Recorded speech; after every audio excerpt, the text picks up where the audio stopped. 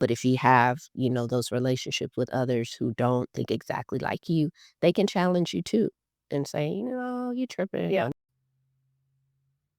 I think having people in our lives that are different from us, and being able to learn from them, and not just in race or what male, female, or whatever, but just people that think differently. Because sometimes, right, we like to keep people, yeah, different thought process.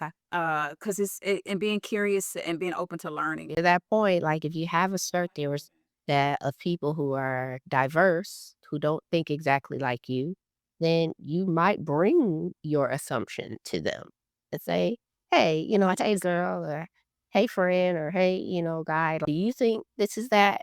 So getting a different perspective on something which requires you to have relationships with people who are not exactly like you, to be able to combat that. Because sometimes, yes, we can be isolating and we may think, I got this. But if you have, those relationships with others who don't think exactly like you, they can challenge you too and say, you tripping. Yeah. No, I wouldn't see it like that, or I wouldn't Yeah. automatically jump to that, conclusion. So, yes, to your point, like having a network of other people who are diverse, that could be a helpful way to combat assumption making. And so if you have somebody, the board is they're all just alike, then you run the risk of having assumptions and having biases and having,